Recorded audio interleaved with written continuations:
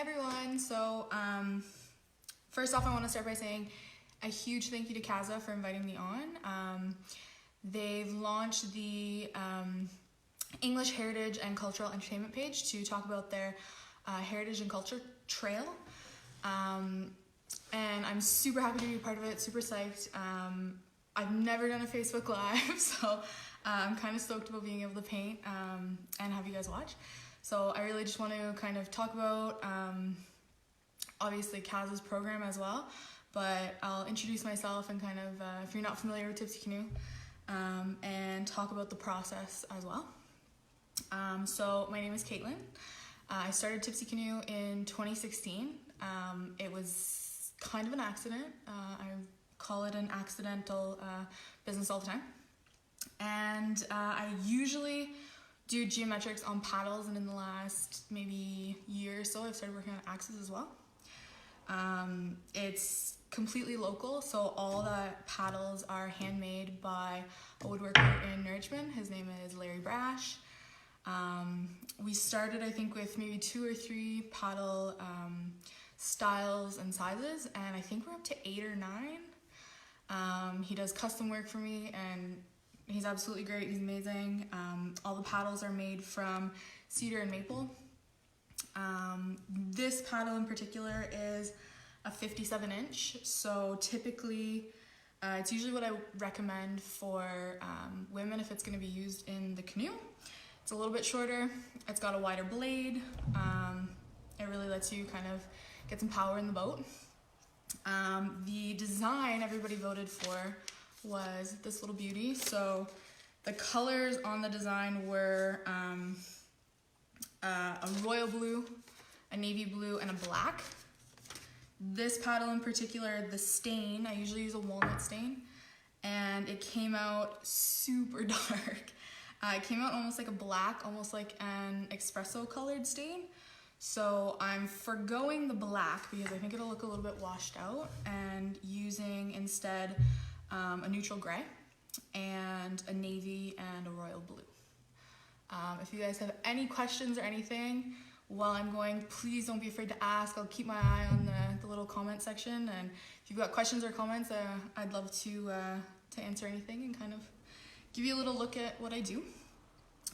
Normally, the paddle painting process can take a couple hours, so I picked colors that have a really good pigment, so hopefully I'll be able to show you kind of what the finished product will look like. Normally, I usually do about 3 coats if it's got a good pigment in the color. Sometimes though, with certain reds, certain yellows, whites, I have to do up to 7, 8 coats, which is really time consuming. Normally the painting process is a couple hours. The taping process is a couple hours. On average, a paddle from beginning to end is around 8 to 10 hours to complete it. So you guys are getting maybe 30 minutes of insight into what the process looks like. I'm gonna try and follow along my little design here. I'm gonna start painting and probably chat along at the same time. And like I said, if you have any questions about the process, if you have any questions about what I'm doing, please don't be afraid to ask. I'll keep my eye on the comment section. So for paintbrushes, there's no real rhyme or reason. I try and use something that's appropriately sized for what I'm looking at. I usually, very technological, I'll prop up a paddle with a roll of tape so that I'm not getting paint all over my table, because I'm forever painting at the kitchen table. So yeah, typically, let me see, we'll start at the bottom here. So this gray will work really nicely to give it a little bit of accentuation on the color of the paddle. If the stain is really dark, I tend to try and use lighter colors. If I used a black on a paddle like this, it would get washed out. It wouldn't have as much pop. It wouldn't have as much visual effect as I would like typically. So it really depends on the design. It really depends on personal preference as well. I like a lot of visual pop and a lot of like change in the visuals. It's makes a functional artwork, especially if you're gonna have it in your home. It makes it kind of a really exciting piece and very visually appealing. This color combination right now I've been using often. I really like the royal blue, actually more than I expected to. I don't typically use the bright blues like that. I like a turquoise normally. But I've been really into this color combination, so I was really happy that this one got voted on. Let me see. Typically, I try and do all of one color at one time. I'll switch back and forth from side to side. For today, I won't switch back and forth because it'll elongate the process. So I'm gonna try, and you guys are getting the quick and dirty version, so I'll try and paint this up and get some of the tape taken off so you can kind of get a visual of what the end product will look like. Sorry. Let me see. So we've got gray here. Typically, anyone that paints on wood will tell you to paint with the grain. I don't. I usually paint in the direction of the tape. For me, it usually makes a more appealing end product. There's a few hours of touch-ups at the end of the painting process that I have to work on. So if I paint with the grain of the wood, it makes the process a lot longer for touch-ups because you get a lot more runs in the paint, you get a lot more deviations from the tape, and the whole process on its own becomes a lot longer. So it's taken a lot of trial and error to figure that out, but for the most part, I've kind of figured out what works for me. I'm up over 500 custom paddles at this point. I was really excited about Kaz's invitation to do this because it let me design kind of whatever I wanted. It was you guys obviously that got to vote on the design, but it was fun because usually I'm working on customs. For the most part, I work on custom paddles, and there's always a story behind them. So the story of why that's being created for a gift even. People like to have their input and their story and those things brought into the design, which is really cool. But for this case, I kind of got to do whatever I want, and I'm always really excited when I get the opportunity to just kind of do whatever. And so this is really similar to a style that I've been working on lately. So lots of small stripes, lots of sort of bringing the eye view to the middle, which is really nice, especially if you're gonna use it in your house for decor. It's really nice to bring it all into the middle and kind of make it a focus or a focus piece.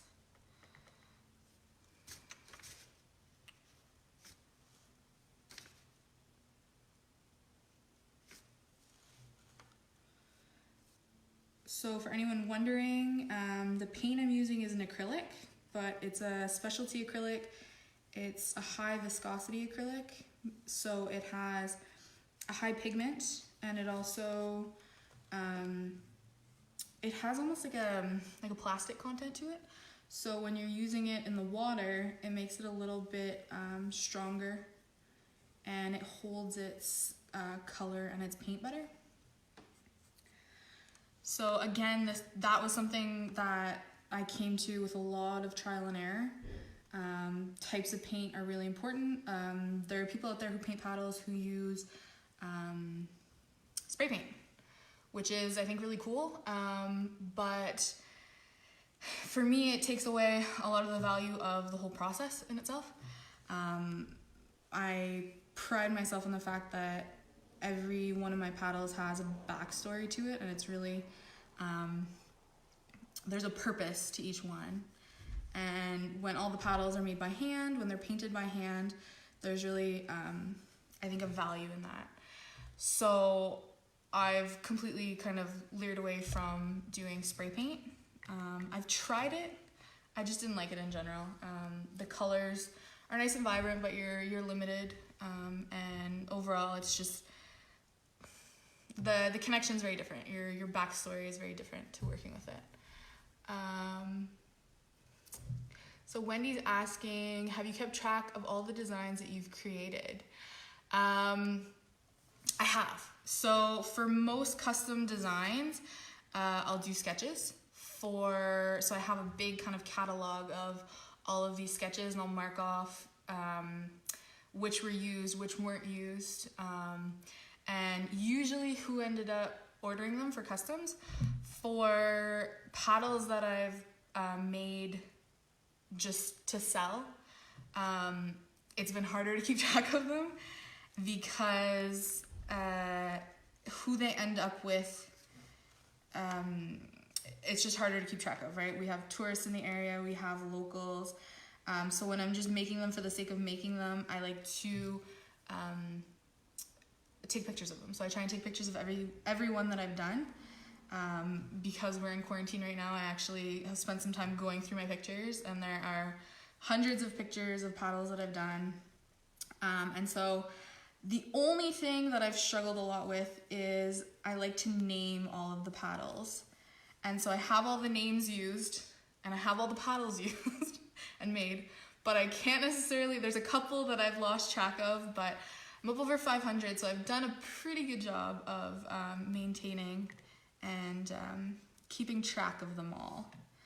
But 500 is a big, scary number, and Larry Brash in Richmond, who makes my paddles, he had to break the news to me that we hit the 500 mark, and I almost lost my pants over it. Another question, what would something like this particular paddle cost to purchase when it's all completed? So this size sells for around $160. If it's custom, there's custom fee on top of that. It's not a huge amount. It's usually somewhere between $40 and $50 for the custom fee. There are a lot of, I've gotten really mixed reviews on the cost.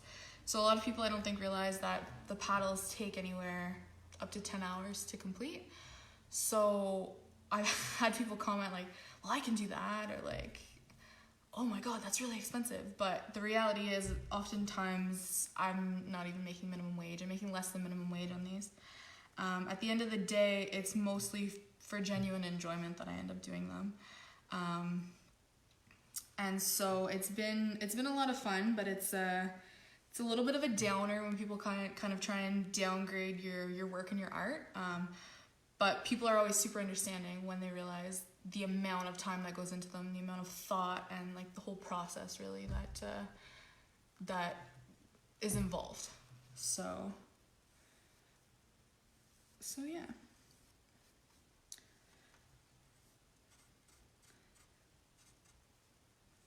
So apparently I'm having a really hard time talking and painting. Gonna try and get as much of this thing done as possible so you guys can get a little peek of what the end product will look like.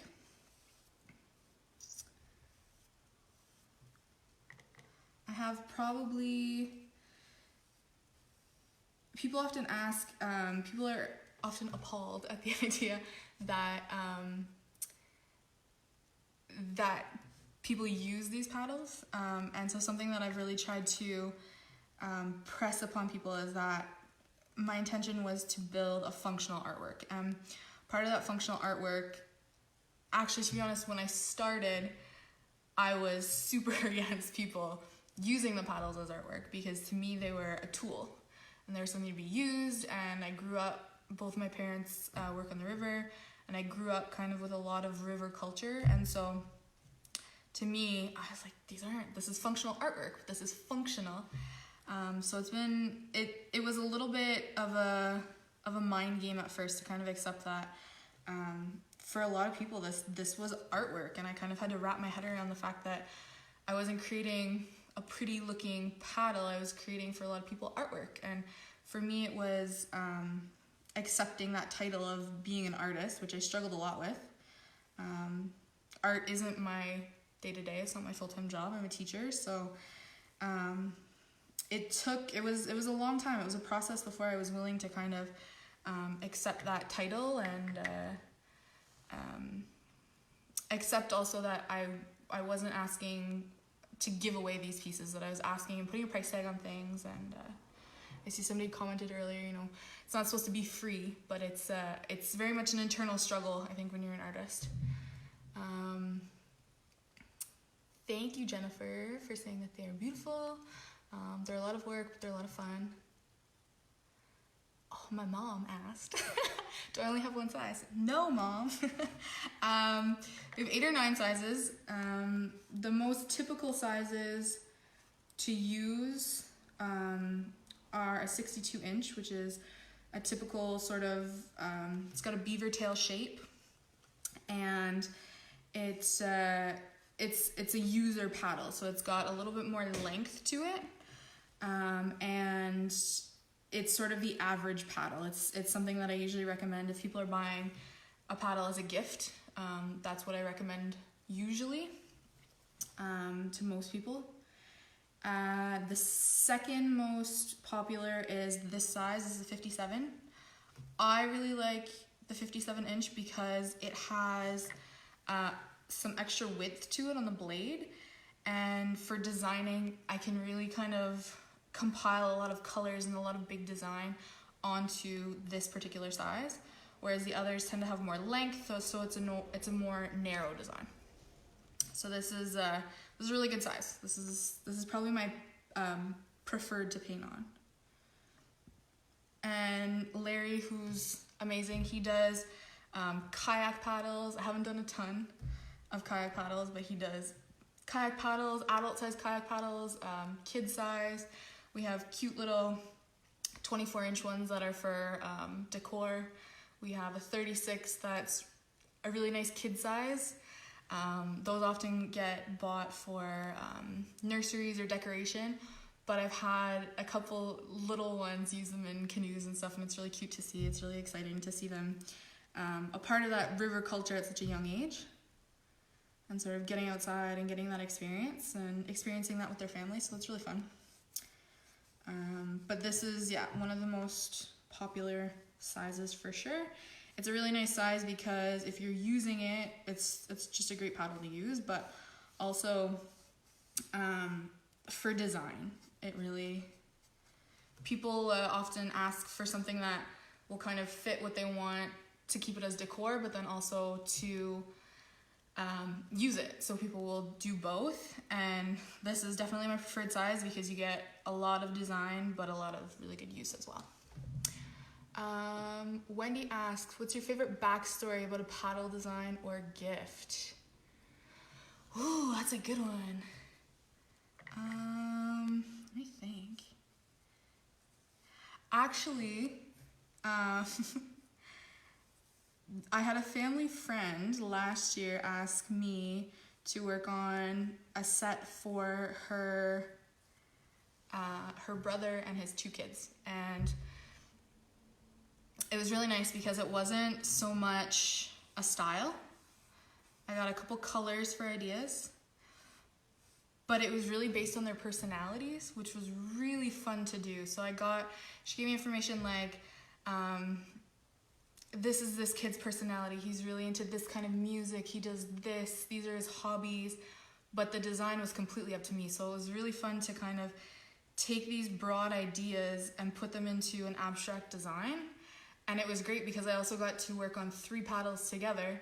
So it wasn't just individual pieces, but it was also making them fit. So I also got to use the number 3 a lot because it was the dad and his 2 sons. So I tried to work in image motifs of 3s often. So that was really fun. That was one of the more recent ones where it had a really good story, and it was a really good, it gave me a little bit of breathing room, but it was also a really sort of solid starting point, which was really nice. So yeah, that's one of my favorites for sure. And again, it was a situation where they were being used, but they were also kind of decor. So it's really fun when people integrate them into their own lives in a couple different ways. You know, they don't get used and abused just in the canoe, and they're not just sitting on the wall all the time, but they're a little mix of all of it. Another question. Keychain size paddles and canoes.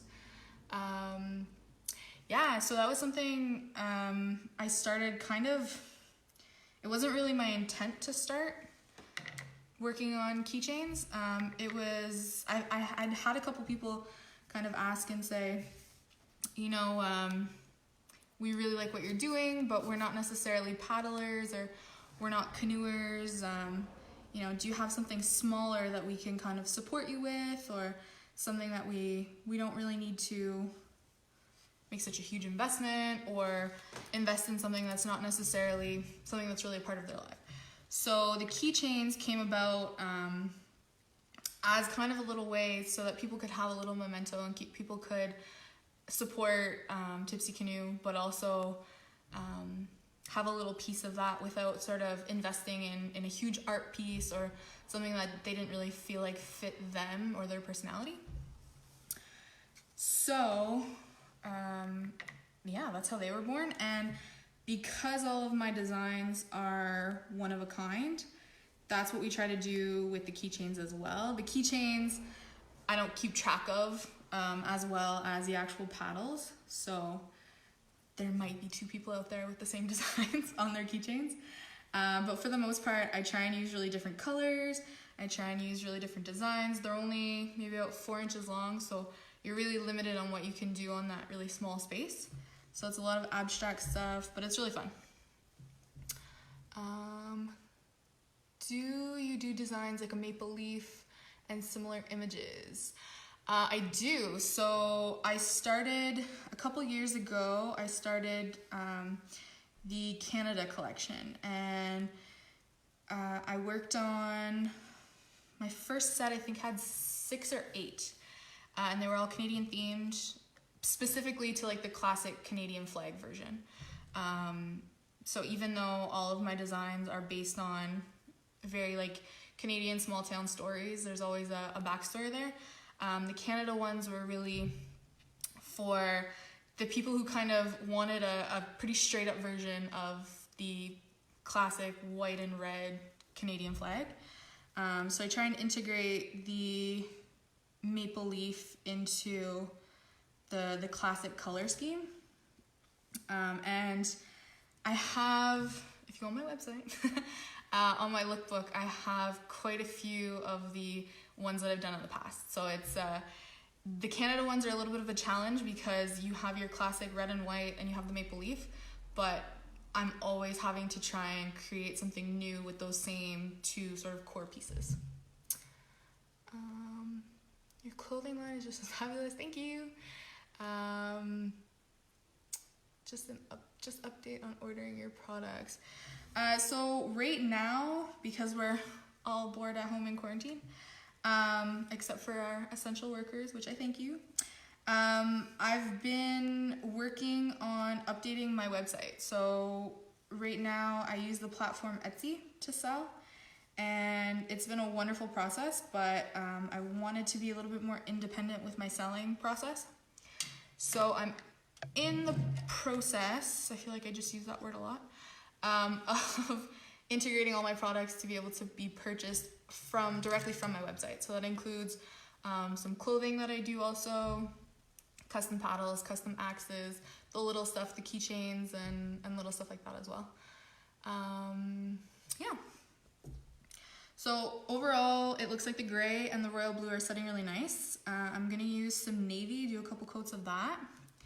I'm hoping we have time to pull the tape and see a little bit of what the design will look like.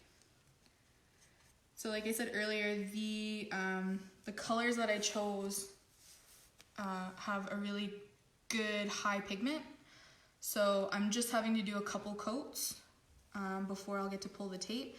Sometimes, I said earlier, you know, I have to do 8 to 10 coats of paint before it really gets full coverage. So I'm lucky that you guys picked a good color combination for me today. Overall, it's looking pretty solid. I think you guys will probably get tired of seeing these colors often because I've done 3 or 4 in the past couple weeks with these colors, I'm really liking the bright royal blue. What's been the furthest destination of a shipped paddle? The first one I sold that I was like super pumped up about selling within Canada was to Nunavut.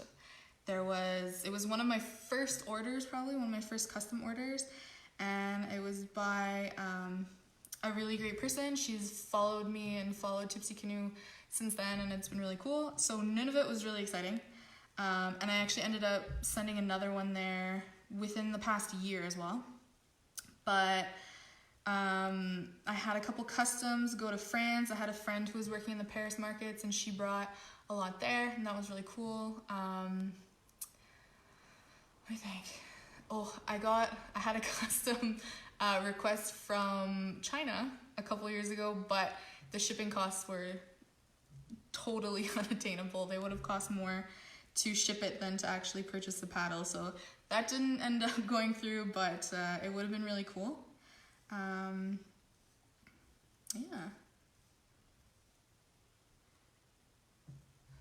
So when will your website be ready to order products? The website is about half done. I don't have the clothing up yet.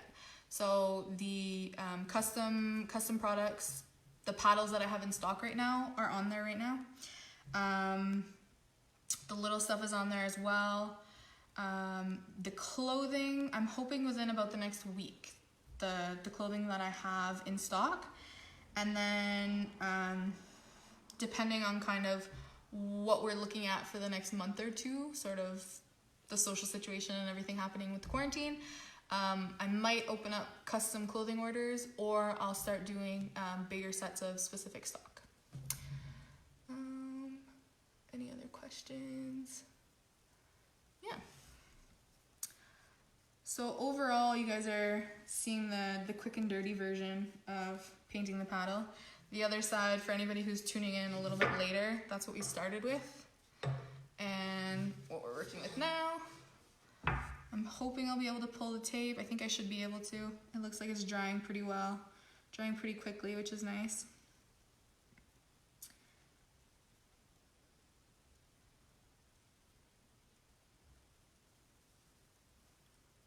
I should also mention while I'm painting, I just want to thank CASA and the Gaspesian English Heritage and Cultural page. They're launching this year a cultural trail. So it'll be a calendar that locals and tourists can participate in, finding local businesses and seeing very like Anglophone, English-centered businesses about anything cultural or heritage related, arts and crafts, food, anything that locals are really making and doing, which I think is so cool. And it's really exciting right now that they're launching this in the past little while, because I think because we're kind of, most of us are stuck at home, it's a really way to feel like we're interacting with people, even though we're not necessarily in the same room. So it's been a lot of fun. So I do want to thank CASA for that. If you are interested in participating in something like this, if you're interested in more information, you can talk to Crystal at CASA, and I will give you her information in a second.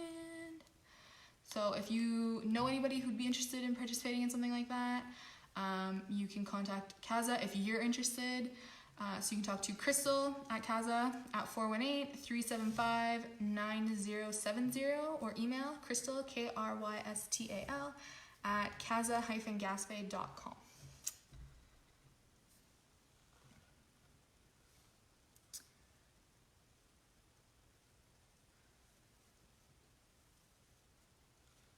So anyone wondering, I'm definitely sitting at my kitchen table right now. In all honesty, I'd love to say that like I have a super professional setup, and I do have a space, I do have a workspace, but 9 times out of 10, your paddle has been painted at my kitchen table. It has been probably taped on my couch while watching Netflix, and definitely painted at the kitchen table. So yes, a couple comments, thank you.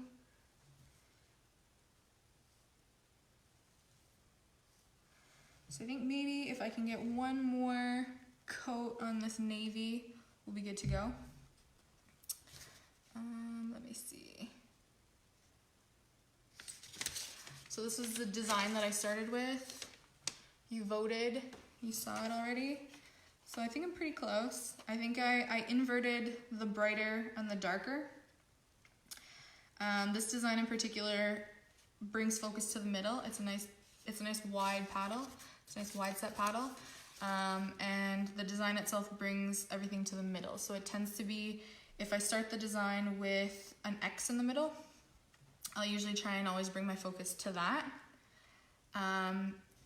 So with the X, the arrow bringing it to the middle, the small stripes bringing it to the middle again, from the bottom bringing it back up. So again, our focus is, for the most part, directing our eye to the middle as visual. So that's a little bit of intel on the actual design process. I was saying earlier it was really fun because I kind of just got to design whatever. Often with customs, I'm doing something very particular, or if I'm creating something, all of my paddles get named and they usually all have backstories. So if I'm creating something inspired by a place or a town or a story, I have a really particular visual involved. Or if I'm trying to recreate a literal thing, doing something like this is really fun because I get to kind of do whatever and just feel it out and kind of just enjoy the process a little bit more. So yeah, so it's fun because when I do customs, I get to recreate something exciting for somebody else, and it's really their story that I get to be a part of. But when I get to do something like this, it's my own story that I'm kind of getting to create and getting to start from scratch, which is a fun process. And I'm really thankful that, 3 years and 500 paddles later, I'm still coming up with new ideas and I'm still enjoying the process, which I think is pretty easy to get overwhelmed by sometimes. And don't worry, I cry a lot, but it's still a lot of fun, and it's still something I'm enjoying. And thankfully, most days it doesn't feel like a job. It still feels like something that I want to be a part of and I want to enjoy. So I think I can get away with this being my last coat of navy colored paint. The gray looks like it went on pretty well. The pigment's pretty good, so I think I'll be able to untape in a second.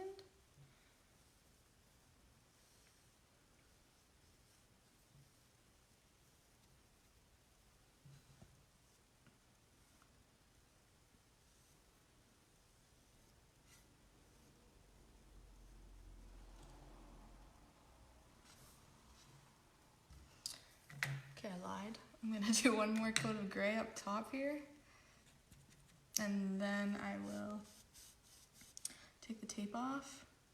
Taking the tape off is admittedly my favorite part. It is super satisfying. I really try and leave, sometimes I get ahead of myself and I'll finish one part, untape it, finish the other part, untape it. For the most part though, I try and untape it all at the same time. Super satisfying to kind of get the first glimpse of the final product, and kind of see if the story that I have in my head is what comes out onto the paddle as well. And I'm lucky, usually it does.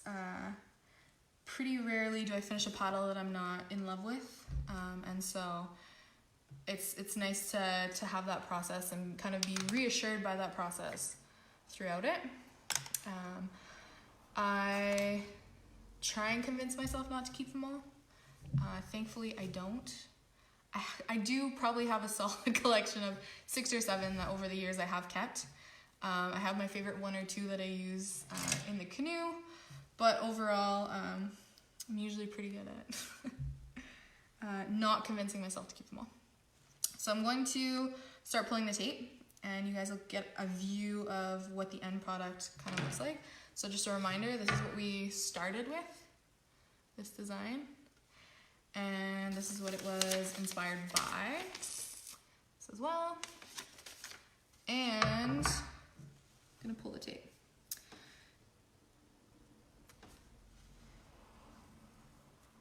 So So it's really fun when you're pulling the tape because you get to really see the little pieces, the little bits of wood grain pop out and peek out, and it really adds a nice contrast to the final product. Often lately with a lot of smaller stripes, I won't try and put two colors directly beside each other. I like the visual of seeing the color, the really abstract solid color pop out with the grain and texture of the paddle itself. So that's a lot of fun. Sometimes when you're pulling tape on a wet paddle, you'll get little bits of dried paint and it'll mess up your entire life. It makes the process a little bit more challenging. So pulling tape right now, I'm a little bit scared, but overall, thankfully, once I'm off Facebook Live, I'll have time to fix it and work on all the touch-ups. But I've been pretty lucky, it looks like, so far. No little spots. I see a little touch-up here where I went over the line.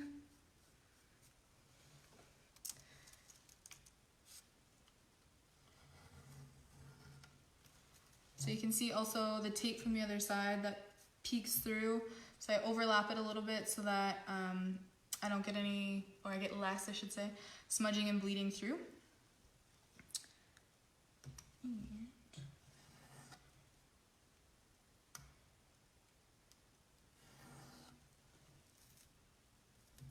Oh, you guys can't see my tiny pile of tape. These are all over my house. Tiny piles of tape. I will wake up with them in my bed sometimes. They're everywhere. Couple comments. Did you keep the first one you ever made? Yeah, the first one I ever made is hanging in my parents' entryway. Tipsy Canoe was never intended to be a business, so the first one I did was actually a reclaimed paddle of my grandfather's. So it was one that my dad had found in an old canoe. He gave it a little sanding, gave it a little love, and I'm painfully nostalgic, especially for my family, especially for my grandparents. So I really wanted to keep it, and I kind of wanted to turn it into something a little bit new.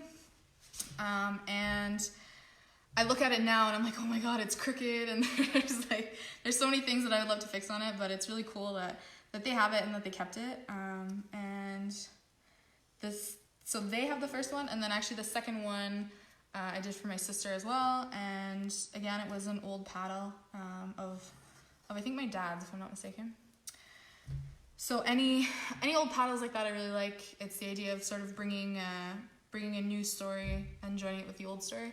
So it's really exciting to be able to do that, and getting pieces of people's personal histories, and it's one of the reasons too that I started working on axes as well, because with axes there's a very like workhorse mentality, and there's a lot of blood and sweat and tears that goes into working in the woods and working with lumber and doing anything like that. So it's really fun to be able to integrate those stories into working with axes as well.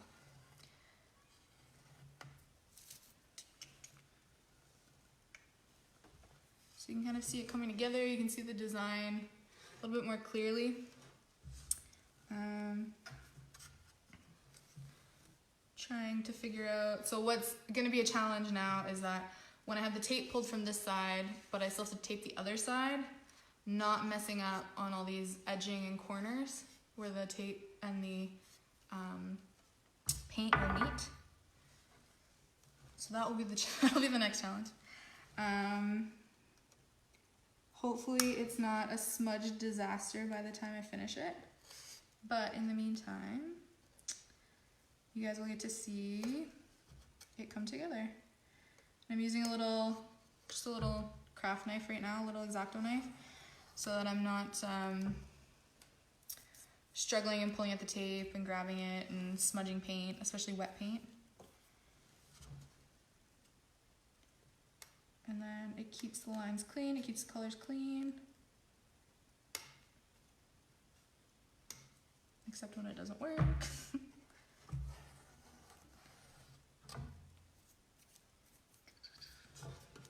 So So almost the entirety of the bottom design is untaped.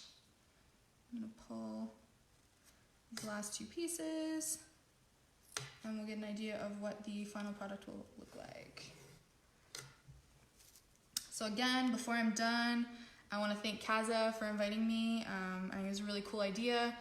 When they approached me, I was slightly terrified, I'll be totally honest, but it's been really cool to kind of talk about the process. I feel a little bit like I'm talking to myself, honestly, but I want to thank them. I think it's a really great opportunity. So if you have any sort of cultural or heritage-inspired crafts or products or activities, anything like that, get in touch with Krista at Kaza.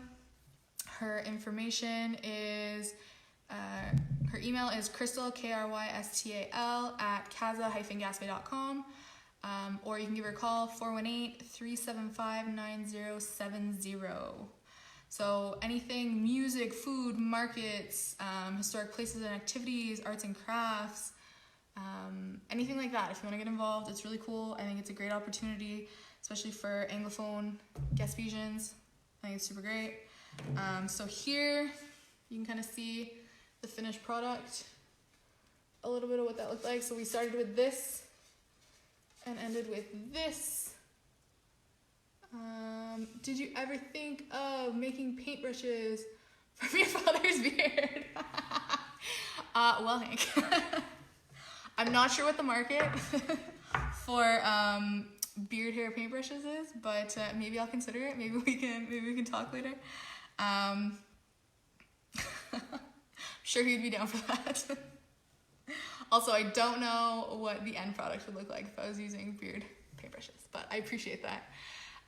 So yeah, again, thank you to Kaza. It's been really cool. It's been really fun. To be totally honest, I'm super impressed that I managed to get that most of that first side finished.